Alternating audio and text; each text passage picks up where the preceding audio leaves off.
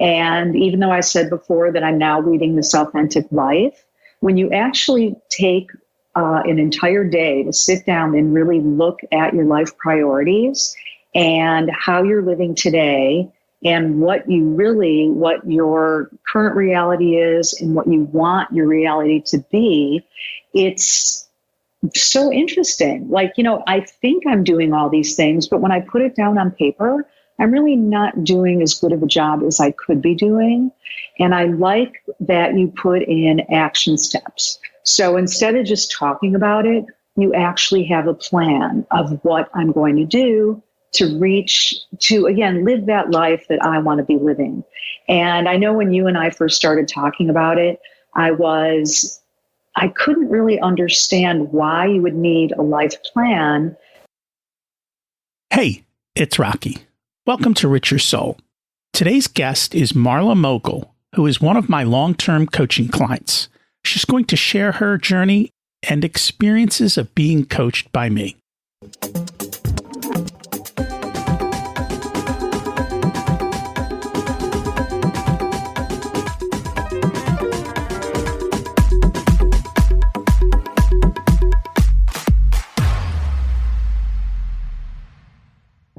Imagine it's 12 months from now, and you've achieved your major life goals. How does it feel to be in the best shape of your life? To wake up energized, excited about the day? To have great relationships and friends who support you and propel you forward? How does it feel to have an excess of money, to be able to make the choices you want? To be fearless and open to trying new adventures? Imagine being connected to the universe and it providing everything you desire. It's possible over time, and your past does not dictate your future. The only thing holding you back from this vision is you. It's time to take control of our thoughts and use them to our advantage. Welcome to Richer Soul, where we achieve our dreams and bring balance to health, wealth, relationships, time, and spirituality. If you have not had a chance to listen to episodes 1 through 9, I encourage you to go back and listen to the framework behind Richer Soul and how to create the life of your dreams. You can also find all the show notes for this episode at richersoul.com. While you're there, you can sign up for a monthly email where I share the best articles I read this month, let you know about upcoming episodes, and share a little wisdom. You can also listen to coaching calls under the Coaching Calls tab. I also share the most interesting articles I read every week on Facebook at facebook.com/Richer Soul. And there's also a Facebook group where you can ask questions and interact with other listeners. Today's quote: "If a man will begin with certainties, he shall end in doubts. But if he will be content to begin with doubts, he shall end in certainties." Francis Bacon. That's been a life-altering concept. Put another way, if you're the smartest man in the room, you're in the wrong room. I like to put myself in places where I'm challenged, and I doubt myself, and I find ways to sharpen myself and learn from others. We can't do that when we know it all. Growth is a funny thing. As you grow, you end up in struggle with family and friends around you who may have stopped growing. It causes conflicts, and the only person who can solve them is us. We can't expect others to change. We have to change the way we react. Sometimes it's best to just be quiet. And of course, offering help when it's not asked for doesn't seem to go over well. I know it's hard to watch someone struggle when if they would just listen to you, it would all be so much better. That's why people like coaches. They feel more comfortable taking advice that's asked for from someone that's not a friend or family member. My coaches in my mastermind group have been an immense help in helping me to get to the next level. If you're not ready for a coach, start with some good books that will help you learn the lessons of others. The older the book, the better. I read books from 2,000 years ago, and I'm now adding Tao Te Ching to the list. I just saw a list of great books to read, and it came with a 10-year reading plan. That's a bit much for me to swallow, but maybe I'll start slow and try a couple of them. Last week, we talked about great relationships. The action step was to love yourself, forgive yourself, learn from your relationship patterns, and embrace your nature. How'd it go? Did you ask your spouse or significant other about one thing you could do to change yourself to help the relationship? It's an interesting conversation. I know I've had it with my wife. Today, we're going to meet one of my coaching clients, Marla Mogul. She's the co-founder of the nonprofit A Night Out. Marla created an organization that in 5 years served more than 900 survivors of domestic violence while providing childcare to over 250 of their children.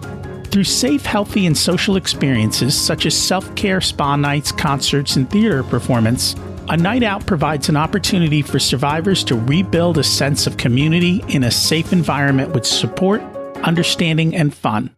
Her vision of growing the program to serve as many women, men, and children as possible led to the strategic acquisition of A Night Out by the nonprofit Between Friends, an agency dedicated to breaking the cycle of domestic violence. The consolidation represents a strategic growth opportunity that keeps the needs of survivors first.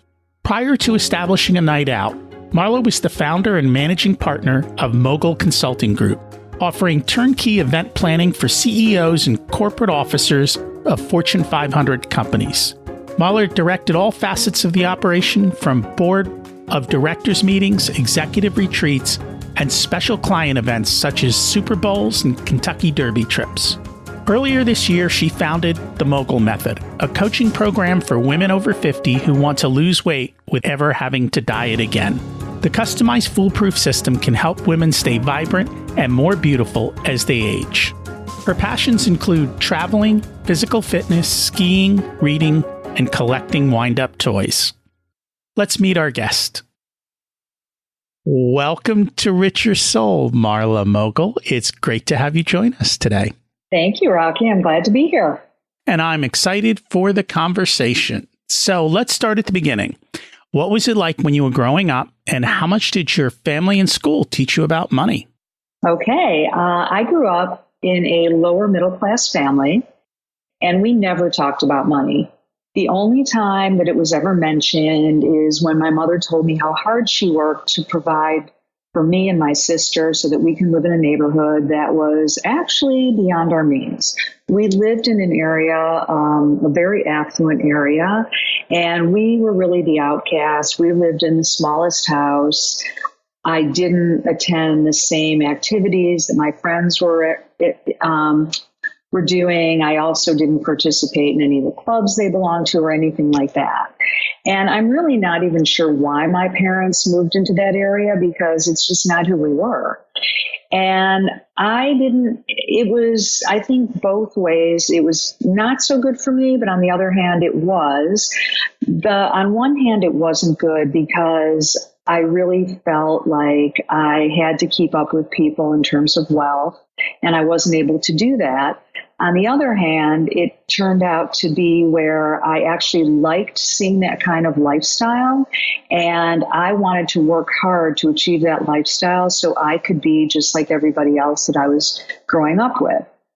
And it also taught me that it's okay to be different. However, as an adolescent, it was really dreadful not to fit in. Most of the families that I was friends with, it was a very traditional family. The fathers went out and worked, the mothers stayed home. My case was both of my parents worked. My father was a blue-collar worker, and he had a side business in electronics, but that was really not for a source of income. It was just more for his own pleasure. And my mother worked very long hours. She worked nights, she worked weekends, and we lived in the smallest house on the block. And I was pretty much a latchkey child, for lack of a better word, where my parents were never really there for me. And during my childhood, I wanted to be like everyone else I knew. I wanted to live in a big house. I wanted to drive a nice car. I wanted to wear nice clothes and not the fake brands that we could afford. And it was difficult growing up like that. And my parents insisted that I go to college, which was a great thing because they were pretty absent parents. And I was not really taught a lot. I didn't have a lot of good role models growing up. So they paid for some of my college. And when I graduated, I got a very good job. At the time, it was 1979. I was earning $11,000 a year, which was not too bad back then. And that's really when my irresponsible spending started.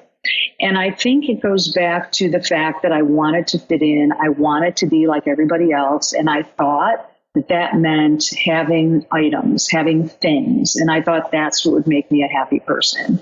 So the first thing I did when I graduated is I went out and bought a Rolex watch. And I paid it out over 12 months with no interest. And I thought that buying these expensive things would make me fit in and people would think that I was cool. And I continued to rise in my career. I continued to spend money frivolously. I ended up in so much debt that I went to an agency for debt consolidation, and even they couldn't help me. And I really didn't know what to do, but I didn't change anything either. I just kept living in a higher lifestyle than I could afford. And I had moved into various corporate jobs. And the last job I had in the corporate world was working with CEOs and senior VPs of a very large corporation. And that's when I really got a firsthand close-up taste of what that affluent lifestyle was really like, because I was actually living it in my career. So this gave me that opportunity to live that kind of life. And again, it was all about just fitting in. And again, that all it did was leave me in massive debt, more debt than I'd already been in.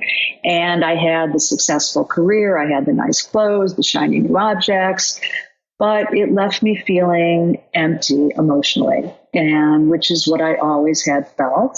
I was always alone. And so I was really using my money to feed my emotions, to feed that loneliness, and because I wanted to fit in. So I thought that buying all these things would make me a better person, which obviously it didn't. And it would give me a temporary high when I would buy things, but I was still very sad and lonely on the inside. And I met my husband when I was 27. He was a very successful businessman, and I learned so much from him. First of all, he really gave me the courage and the support to go out and start my own business, which I had always wanted to do. And he also showed me that you could still lead a nice life, but using your money wisely. And always, he was in real estate, so he would make a very big deal that would bring him in a lot of money, but then he could go 5 years without making anything after that. So I learned a lot from that about just managing money. And so over the years, he actually passed away, and my children were 2 and 5 when he passed away. So I stopped working so I could raise my kids.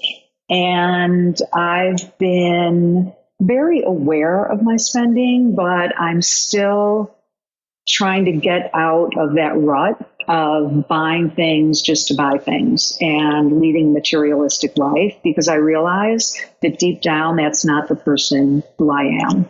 Even though I thought those things were making me happy, they're really not. And I've just really, and again, Rocky, it's really from listening to your podcast that I learned a lot of this. And just even this question about, how did you grow up with money? What did they teach you about money? Well, really nothing. And I'm now in my adult life just beginning to realize this and do something about it. Congratulations for taking action. Thank you. So how did you get out of that early debt that you were in? Well, it was when I got married. My husband helped me get out of debt. But I also realized then how important it was that I always wanted to be able to support myself on my own.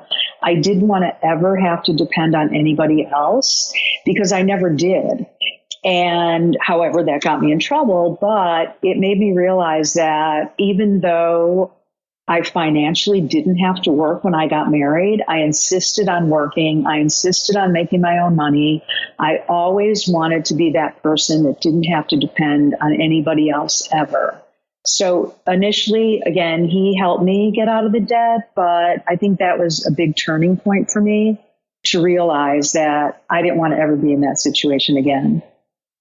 And then unfortunately you had another turning point, but you were, at least from a financial standpoint, you were ready for it because you had gone out and continued to work and you had gotten some of your money situations straightened out. Yes. And so now are you referring to when he passed away? Oh, when he passed away. Yeah. So that was a huge turning point. Just the fact that I had the stress of, and, just grieving the loss of my partner and then being left with a lot of responsibility. Fortunately, he left me in a financial situation where I was able to stop working and just focus on raising my children.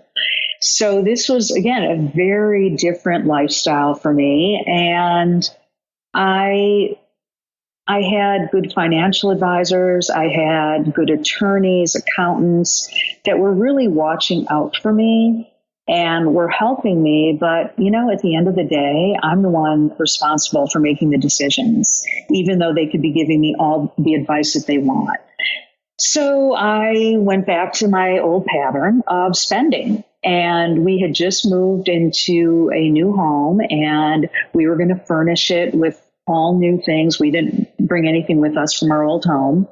So I went ahead and did all this on my own, furnished the house. I was just, again, and I think part of it too was filling an emotional gap where I was grieving and I thought maybe it would make me feel better. And again, I'm now living in the same affluent area that I grew up in. And so I wanted my kids to fit in. I wanted to fit in. And I had enough money to do all this, but even then, I was still overspending. What do you think was driving the overspending? Was it just inadequacy or was there something else? I think it was inadequacy and just wanting my insecurities about fitting in. I wanted to be like everyone else. And I think going back to my childhood, the reason I moved back to a very similar suburb to where I grew up, I think it was to maybe prove myself and that, I could live this lifestyle and I could afford it. And I never really stopped to think about myself and who I am as a person and that I already am worthwhile. And I don't need to do all those things to make myself acceptable and loved. However, I didn't know that. And I think it takes a lot of courage to really dive in deeper as to who you are as a person. And I was doing it for emotional reasons that really required me to do self-reflection rather than to spend money. And I've now turned that into my business, which is working with people that are emotional eaters, because I also did that. And my two things were eating and spending. And that's what I was doing to keep those emotions down and not dealing with them head on. And both of them kind of come from the same place. And in a sense, you have all these different addictions that go far beyond that. And it's just a matter of what's your particular flavor that you pick to choose to deal with it. And you are correct. You do have to face the reflection in the mirror, because at the end of the day, that is where the change is going to occur. It's not going to come from outside. It's going to come from inside. And so that takes quite a bit of work. And I know in the past I've shared the video from Marissa Peer, which is I am enough. And when you realize you're enough, and that kind of gives you the foundation to begin that change. So how have you gone about making that change and doing that introspection? Well, I went for a lot of therapy over the years, and that definitely helped in boosting my confidence. And then 7 years ago, I started working with a coach, and she really made me realize that I was not leading an authentic life. It was it was such an epiphany for me. We looked at that wheel of life that has all these different areas of your life, relationships, lifestyle, your health, things like that. And I went through each of those, and I was doing pretty well in most of the areas of my life, except for lifestyle. And it just like the light bulb went off. And I realized that I'm living a life that is not who I am. And I was living in the suburbs and belonged to the country club and doing all the things that I just never really even thought about because I was spending my time there raising my kids and just going along living that life. And then I realized that's not me. I don't like the suburbs. I think they're quiet. They're boring. They're great for raising children, but my children had left and they were off at school. And I came home. I literally came home that day and I said to my husband, I had an epiphany and I want to move into the city. And fortunately, we're always on the same page. And he said, okay, and put the house up for sale. I moved into the city. I started a new business. And this was really all with the guidance of a coach, just really giving me that opportunity of self-reflection and really being honest with myself and looking at who I really am. And I want to, I believe we're only here for this lifetime, and I really want to make the most of it. I want to be true to myself.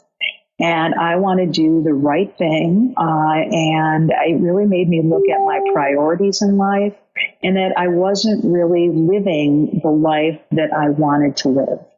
And so I would say that it was really when I started working with my coach that I started realizing that, and I made big life transformations. And I do things now like, I meditate twice a day. I've been doing that for a long time. And then after that, I write in a gratitude journal. I review my life plan every day and just what my priorities are and how I want to live my life today. And it takes work, though. All those years of leading a life that wasn't mine, I'm still working on it. And I think we always, at least I will always continue doing that and just always doing a check-in to make sure that I'm living the life of the person that I want to be. And so in order to live the life of the person you want to be, you first have to know who you want to be, correct? Absolutely. And so I know you recently, we went through the Living Forward program. What was that experience like for you? Was that the first time you created a life plan and got that type of clarity, or had you done that before? I had never done that before. So this was my first time doing the Living Forward life plan. It was one of the most enlightening exercises I've ever done. And I just did it, maybe 4 weeks ago. And I'm finding it life-changing. And even though I said before that I'm now leading this authentic life, when you actually take an entire day to sit down and really look at your life priorities and how you're living today and what your current reality is and what you want your reality to be, it's so interesting. I think I'm doing all these things, but when I put it down on paper, I'm really not doing as good of a job as I could be doing. And I like that you put in action steps. So instead of just talking about it, you actually have a plan of what I'm going to do to again, live that life that I want to be living. And I know when you and I first started talking about it, I couldn't really understand why you would need a life plan, because I have the attitude of living in the moment. We don't know what tomorrow brings, so make the most of today. And you explained to me that it's really just a roadmap that we're following, and to live that life, that person that we want to be. So I have just found it to be just a fabulous exercise. And so right now I'm reading it every morning. I spend 10 minutes reading my life plan, because you can't just write it and then leave it. It's fresh in your mind right after you do it. But I found so in the book, they say that you should read it for 90 days. The first 90 days, read it every day. So that's what I've been doing now. And again, it just puts all of these things in the forefront of my mind. You and I have talked about there's so many different action steps. And then I became a little overwhelmed as to what do I do first? And we went through it and we picked out maybe 4 things that I could start taking action on immediately. And I have been. And even if I'm not taking action on certain things as frequently as I would like, at least they're on the forefront of my mind. And so when I'm making decisions about what I'm going to do in a day, like if I have an option to do some work on a big project I have coming up, or spending time with my children. And now I know that, okay, what are your priorities in life? And then I can make choices so much easier. And even things like at the holidays this year, there's so much stress and the whole family thing. And I just had a whole different outlook on it this year, where I'm so grateful that I have family, and I'm so grateful that we are able to spend this time together. And I just have a whole different mindset, because I have in my mind the important things to me in my life. And, we put them in those life accounts. And that's what I stay focused on right now. And when it helps me make choices so much easier than if you're just going about your day, not really living intentionally. I feel like that's too. I'm just living so much more intentionally. Like every decision I make, everything I do is with intention. And that whole program took a while to go through, because I think we started back in like July or August with just going through, reading the book, creating your different accounts of where you wanted focus, and then thinking through all those areas. And then finally, so August, September, October, November, 3 to 4 months, just preparing for that one day to actually do the work. So this isn't kind of an overnight type of thing. It's not, I just want people to know it's not something that you can do in a week. It takes, I think, weeks to months, depending on where you currently are, to be able to go through that process. And it's essentially like, I've heard the story recently about an airplane flying from San Francisco to New York spends 90% of its time off course. And yet it still lands in New York. And that's because it's constantly making small corrections throughout that process. But it knows the destination. We're going to New York. So while it's never exactly on course and you're always making changes, you at least know the direction you're going. So for you, it makes it easy.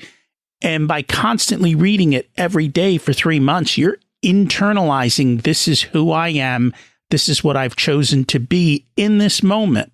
Because we can always go back and rewrite the life plan. And probably throughout life, every decade, you may want to revisit and change it. I think I wrote mine a few years ago, and I just went back and looked at mine again. And for the most part, it was still good. There was just one area I had to make a couple of changes to. But everything else years later is still on track. And I'm like, yes, I'm able to hit these things. And that's the cool thing. When you have a coach and you sit down a year from now, we'll go back through the life plan and go, where are you at in each of these points? Have we moved you closer and closer? And are you living in accordance with what you said you want? And if you're not, then you've got to decide, do I have a new me that I want to be? Or am I just missing something? And then you can make those course corrections. So it takes time, but eventually you get there. Yes, it definitely takes time. And I think it also takes a lot of courage to do that exercise. Again, I think it's something that we always think about, but to really take an entire day off and unplug and focus only on this, I think it's easier not to do it. And even in the book, they really they help give you the courage to do it. And they even say most people don't actually do it. So you're absolutely right. It's taking the time to do it. And again, I think it's a great exercise, but it's scary. Just the thought of doing it is a little bit scary. At least it was for me. Well, and I think I've had over 150 guests, and even amongst all of these people who are well off and who have had success in life, there is only a fraction of them that actually have written life plans. So even amongst successful people, it's not always done. But when you find people who've done it, they tend to, even if they don't spend as much time reviewing it, I hear so many stories of people going, I picked up my life plan from 10 years ago and I was shocked at how much I achieved on it and how close I've come to all the things I talked about, even though I didn't spend the time reviewing it all the time. I think because you take the time to think of what is it that I want in this life, it becomes a lot easier for you to just start achieving it. Mm-hmm. I agree. So you reached out to me probably 7 or 8 months ago. What was the reason that you did that? Well, I started listening to your podcast. It was, I think I started listening exactly a year ago. And the way I even found you was I was looking to start a new chapter in my life. I've started several businesses, and once I get bored with them or I merge them with another company, I am always looking for new opportunities. And I was searching for podcasts on retirement and because I really didn't know what to do with my life at that point. And Richer Soul came up and I started listening to you, and I just loved your whole philosophy about, you know, even the name Richer Soul, I think just says it all. And it's just such a holistic approach to life. And that's when that first question that you asked resonated with me. And it just kind of woke me up as to my issues with money and why I'm spending so much money and why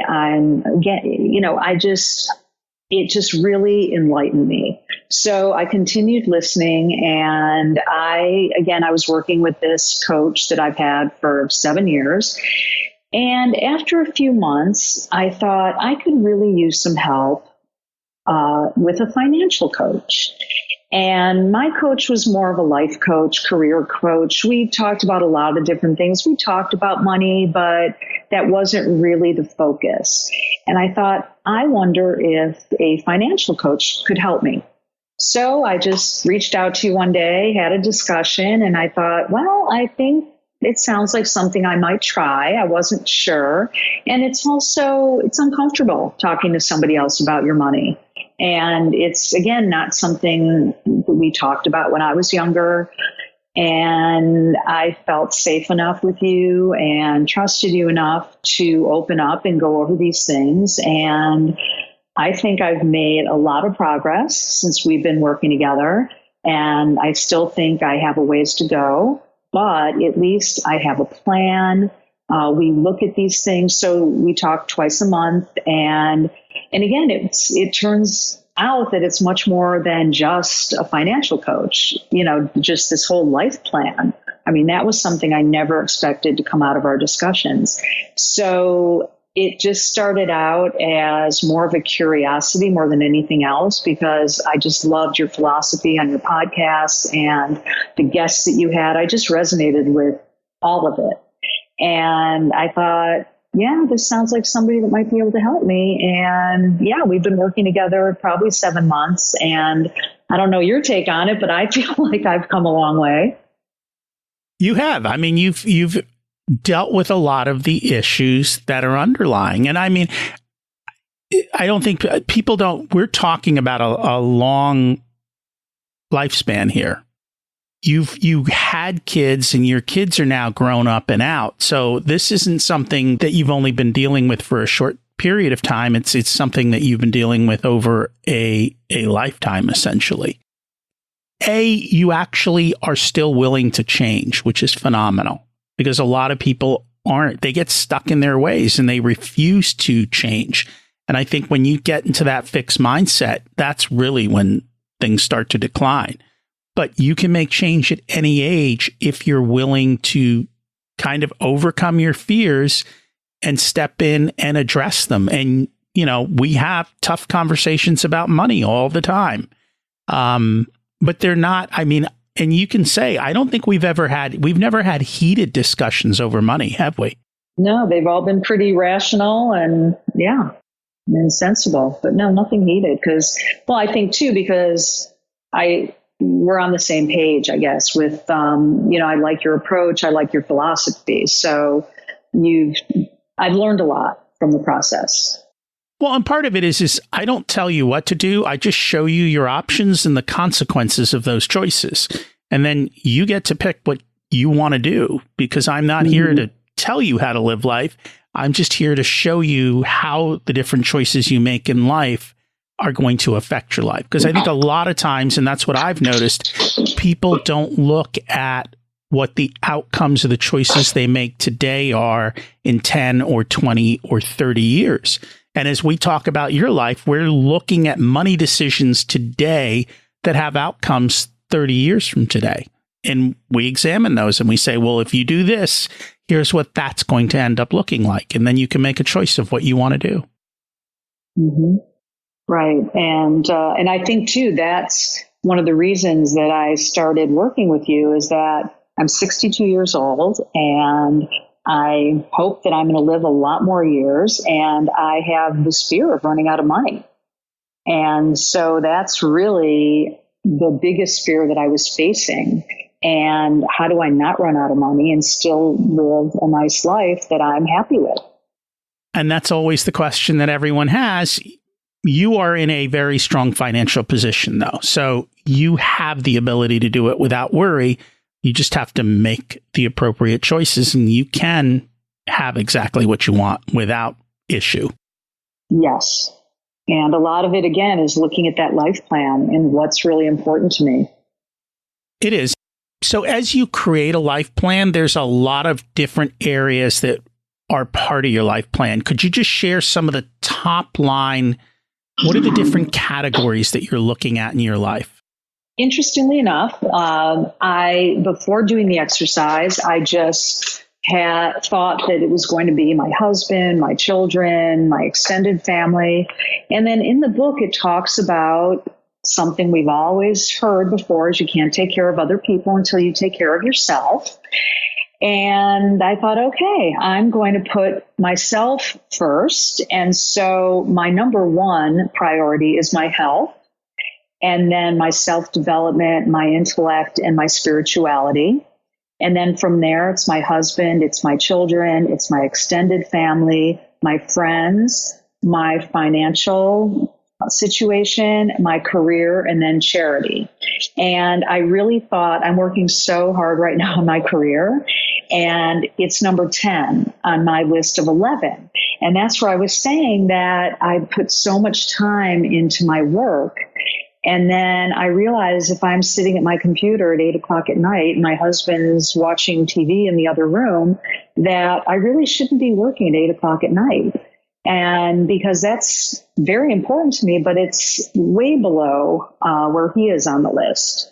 So it was, again, very enlightening. But those are my categories. And everyone will pick their own categories of what's important to them. Many of them are relatively the same. What is different, of course, is how you order them. And clearly you have figured out your order, and it allows you to make choices every day. Do I want to sit here and work at 8 o'clock at night, or do I want to be with the thing that is at the top of my list? And so you're starting to have clarity, and it makes it a lot easier to make those choices, doesn't it? Absolutely.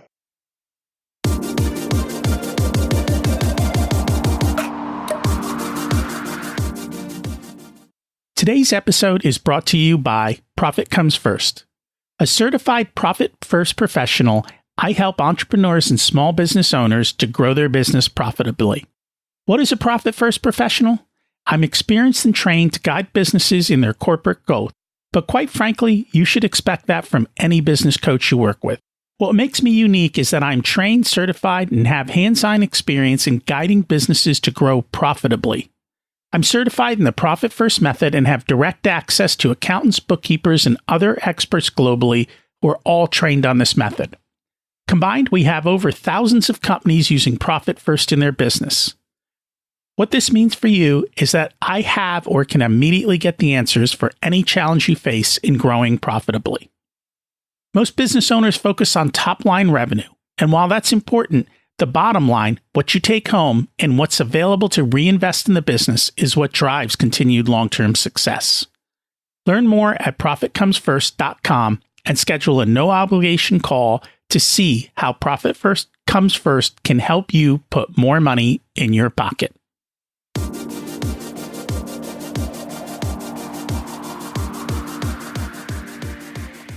So you're building a business now. Could you share a little bit? What is it that you're working on? Sure.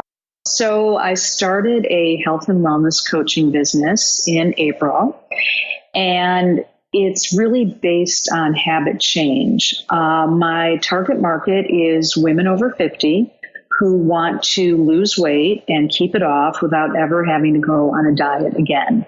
And I'm working with a company in Australia, and the program is, again, based on habit change, habit intervention. It's not a diet, not a magic pill, magic potion, not an intense exercise program. It's really about looking inward and being reflective, and very similar to what I was talking about with the money. It's really looking at not so much what you're eating, but why you're eating it.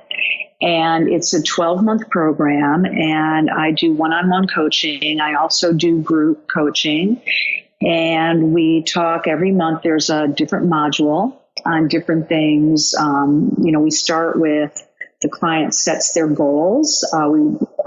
They set 3 goals, and they don't necessarily have to be about weight loss. They could be about relationships, or it could even be financial, and all based on the premise that for long-term lasting results, you have to change your habits. And so then we go through the habit loop, which is there's always a trigger, and then there's the trigger or the cue, and then you do the habit, and then that becomes a routine. So after a while, we call it automaticity. So after a while, you do these things. It's like brushing your teeth, where it'll actually feel strange if you don't do it. Where, like, for example, if you want to eat more vegetables, and instead of just saying a broad statement like, I want to eat more vegetables, we say, okay, when you sit down to dinner, which would be your cue, I will eat at least 1 cup of vegetables. So after a while, every night when you sit down to dinner and you do that, eventually you're not going to even think about it.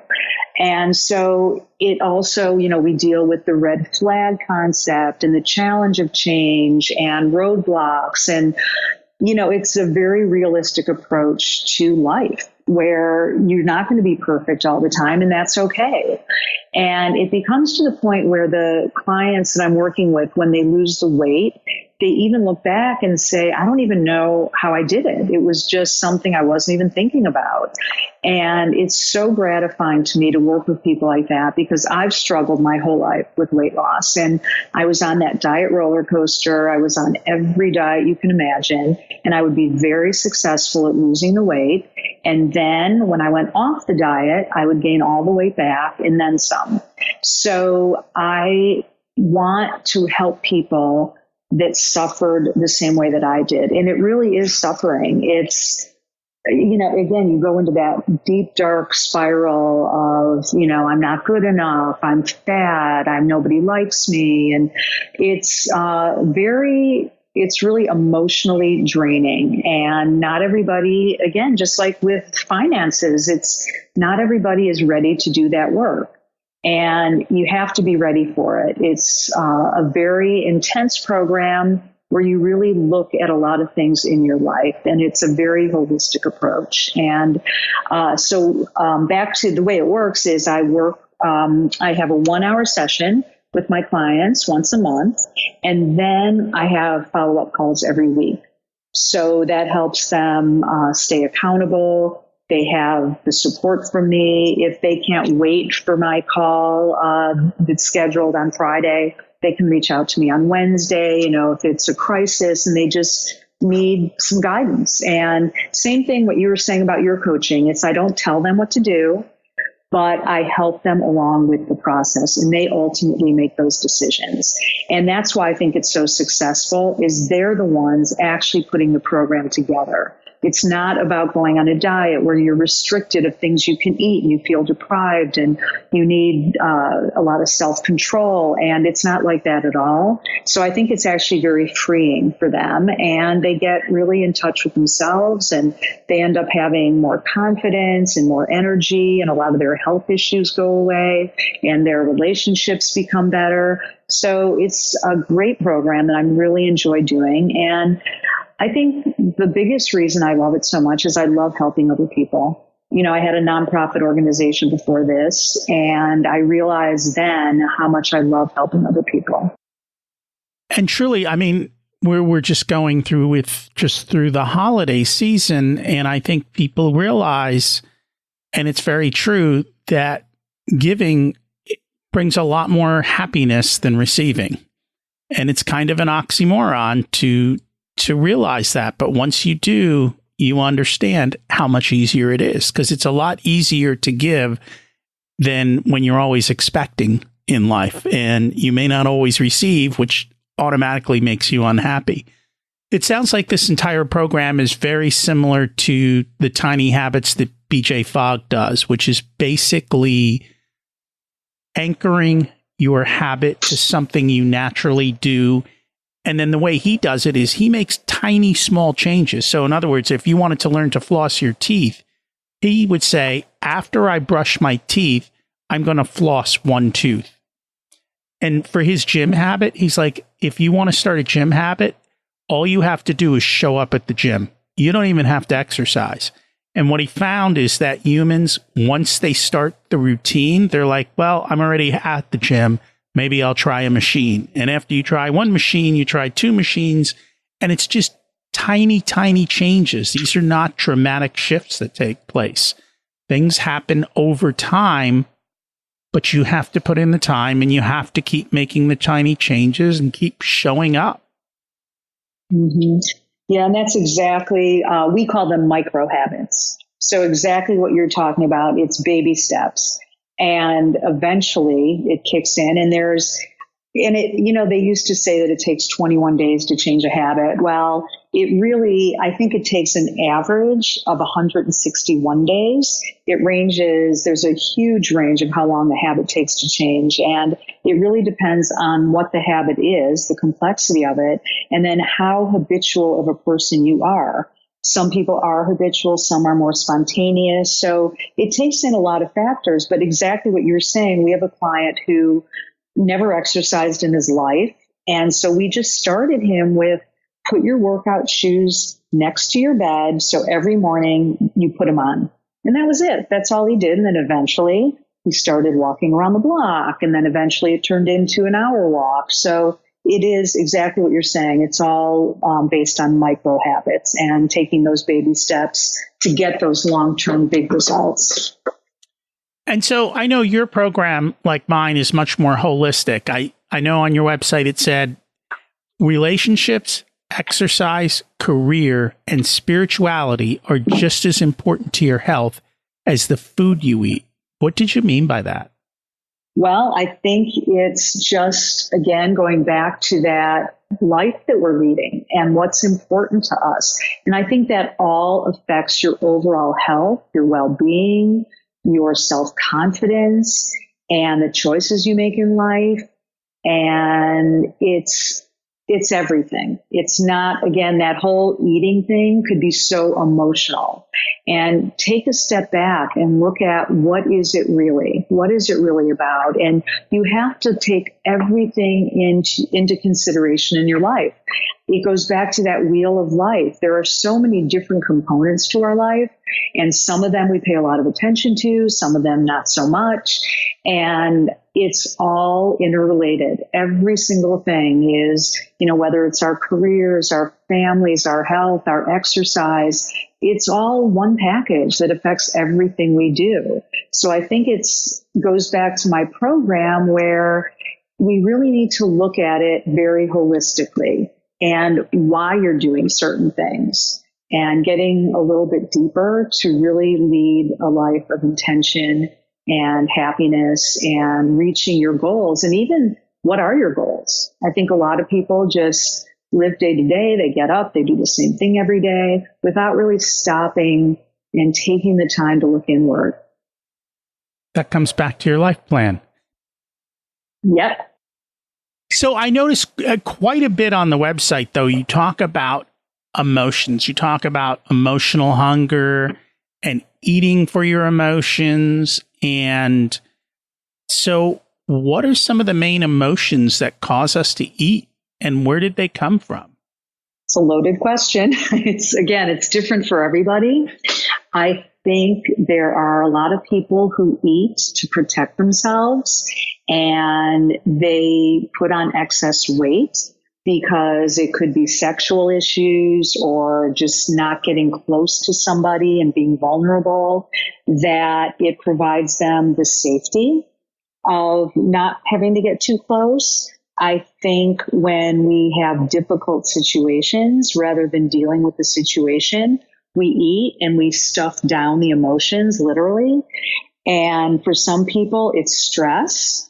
For other people, it's happiness. So it really runs the gamut of emotions, and everybody eats for different reasons. I think a lot of us were raised, especially now, I mean, there's a whole global health crisis going on with processed foods, and we just live in an obesogenic society where all of these foods are just, it's about convenience and not necessarily about healthy foods. And getting fresh foods they're not accessible to everybody. People in lower income areas that can only afford to go to McDonald's and fast food restaurants that are keeping them heavy and unhealthy because it's not accessible to them. So I think it's also a much broader crisis to be talked about. But the emotional part of it could just run the gamut. Now, some people, too, are raised where food's not an issue. I've talked to people that they don't really care about food. They literally just eat because that's what they do to live. And, instead of living to eat. So it really is so many different things. And you can go on diet after diet. Until you deal with what those emotions are, you're not going to keep the weight off long term. So you have to change yourself inside is basically what it comes down to.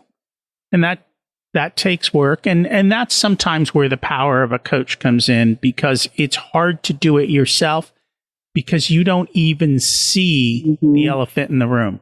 You don't see the things that you're saying so habitually, but other people can immediately pick it up because of the words you're using and how you're describing situations and how you're speaking. Your words, if you actually listen to them, are very crystal clear about what you're feeling and what you're saying. And it's funny because in my mastermind, that happens a lot of times. You'll hear somebody say something and they'll get called out on it. They're like, you said X. Do you realize what you're saying? And is that sinking into you?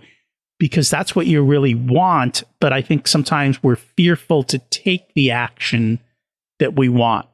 And so you have to overcome the fear.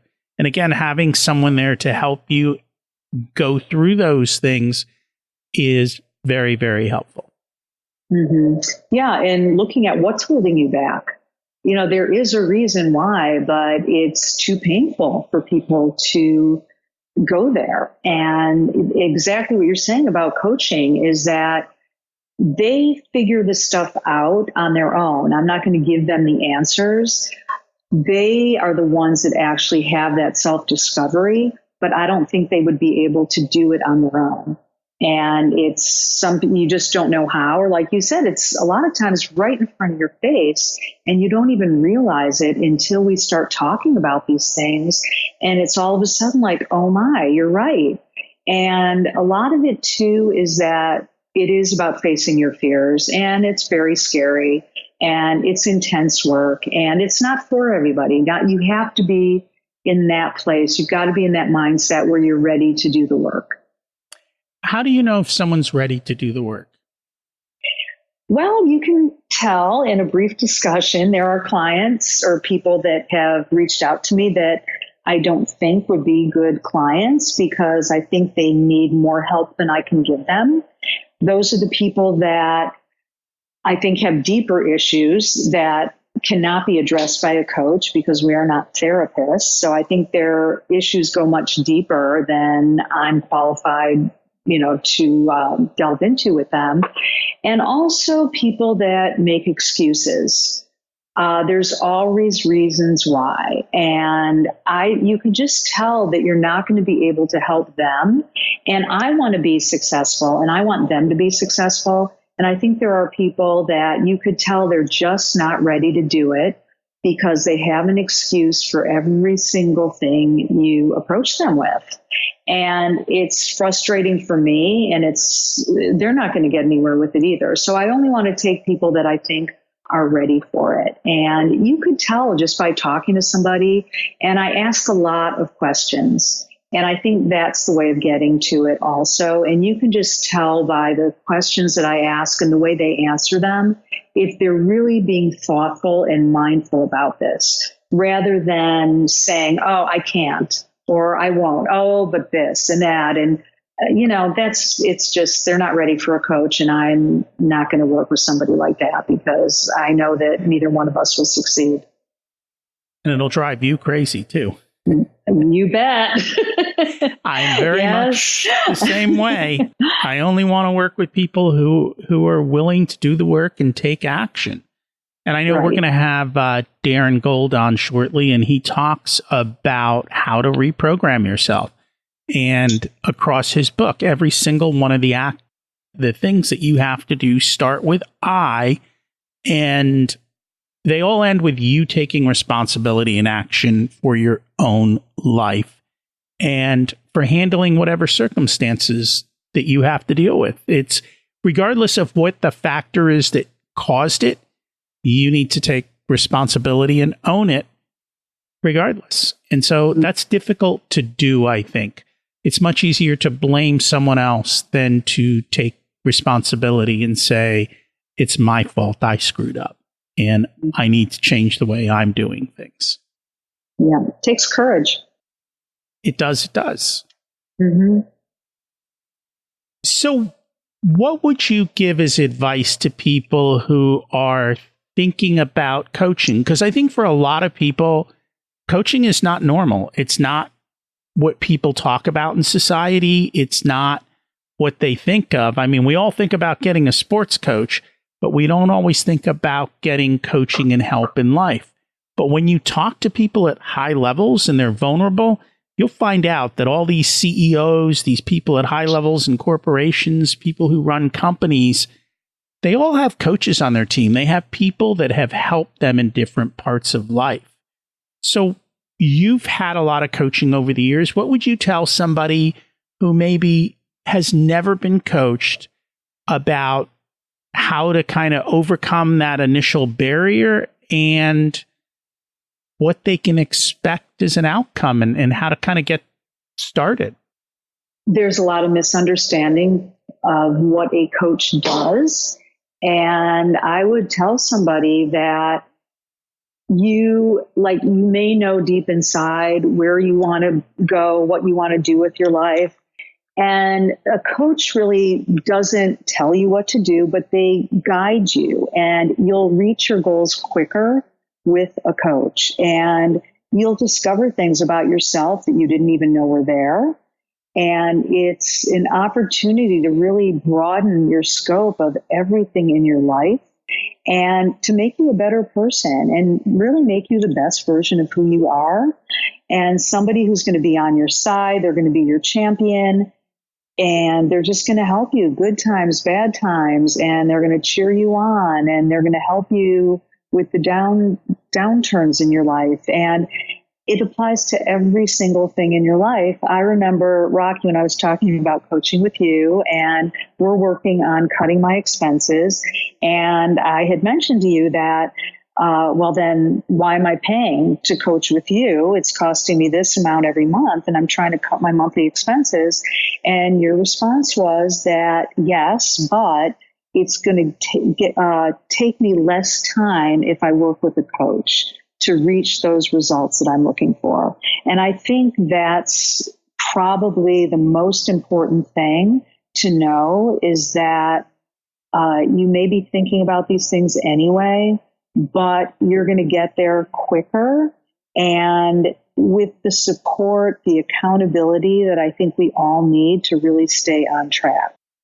And that is a big part of it, accountability, because you have to show up. And when you pay to do something, you're more apt to do it. And so there's even the money accountability on your own side. And so all of these things kind of come together. And over time, it works. And you get great outcomes, which is really nice. Mm-hmm. Right. Yeah, that's why I decided to become a coach, because I'm such a big believer in it. I see the power of it. Literally, it changed my life. And I just think there's so much value to it.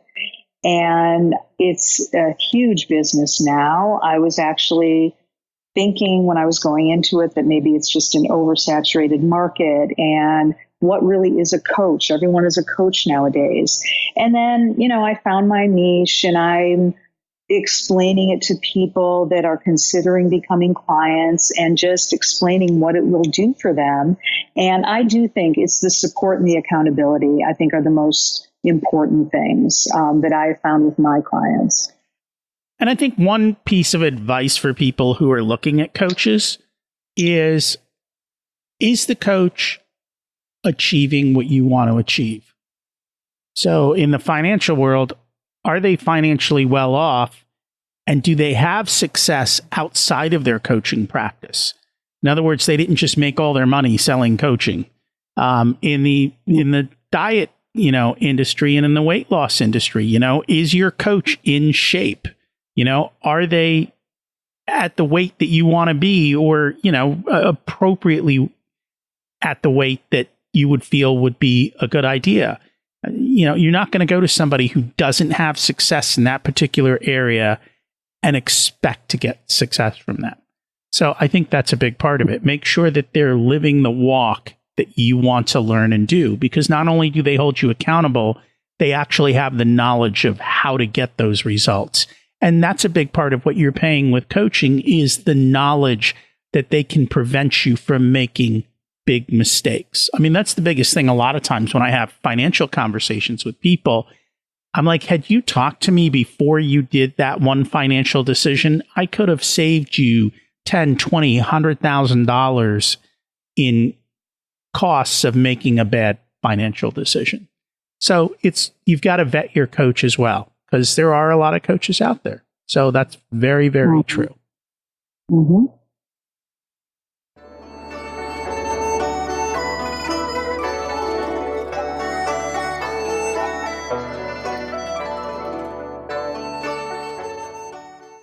It's time to learn the secrets of life. What's your secret to living an abundant life? My secret to living an abundant life is being true to yourself and having the courage to tackle the things that you want, to achieve the things that you want in life, and live intentionally. Don't just go about doing things day to day without thinking about them, and really look at what you want to achieve in your life and being very intentional with your decisions and your choices. And you can't be intentional if you don't know what you want. That would be the first step. Yep. Actually figuring that out first. And so few people take that first step. What did you learn later in life that you wish you would have learned sooner? I wish I would have learned the value of self and self-reliance and what's really important in life. And a lot of it is cliche and we hear about it, but I really wish that I would have known that much sooner. And I think I wouldn't have made a lot of mistakes that I've made, even though, the failures that we have are all learning experiences. But I wish I just knew more about introspection and treating yourself kindly and being gentle with yourself and having more self-love and self-compassion. And that's something we all need. And you've got to love the person in the mirror. Otherwise, no one else will. That's right. And I don't, there are things the way I treat myself sometimes. I would never treat somebody else that way. So, you just have to really step back and look at that. And again, going back to, we have to take care of ourselves first. That we do. If you were to give an 18-year-old one specific piece of wisdom, what would it be?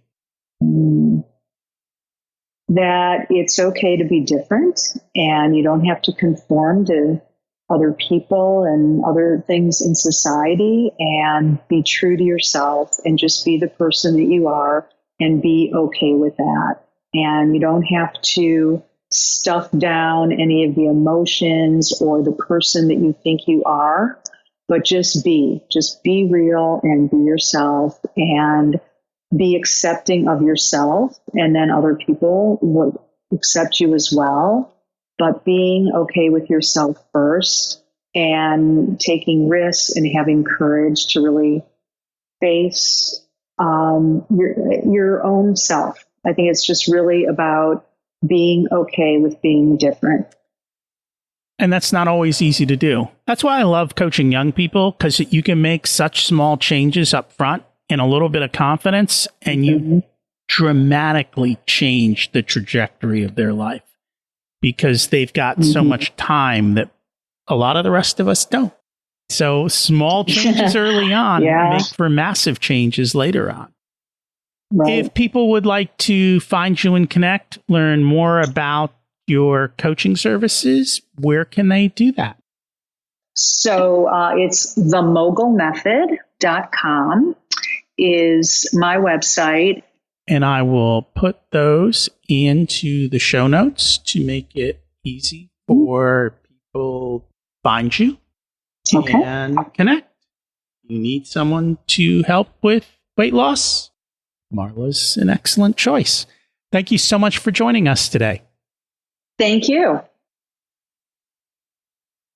Are you ready to have someone on your side who wants to help you win? A good coach helps you achieve goals faster, with great accountability and helping you to remove the frictions of life. Are you ready to start living your best life? For young people, I can help them create a strategy to become a multimillionaire and live a richer, more meaningful life. I've had numerous coaches in many areas of my life. They've helped me lose weight, get strong, build wealth, improve my business, and improve my relationships with my family and friends. There are many coaching calls in the podcast archives where I coach people live on an episode. You can find them by going to richersoul.com and looking under the coaching calls tab. They were recorded a long time ago, and many of them have already achieved increased success in life. And I've also improved as a coach. Would you have the courage to do what Marla did, to tell the world how you're improving yourself? Even before I met Marla, she had tremendous success, and she continues to work to improve herself. I know that I do as well. What about you? Are you growing or dying? It's a choice you make, and when you don't make a choice, then one is made for you. If you're still listening, you must have liked the episode, so please share it with a few friends. It can start a great conversation, and I'd appreciate it. You can also connect with me on Facebook, on both the Facebook page and the Facebook group for Richer Soul.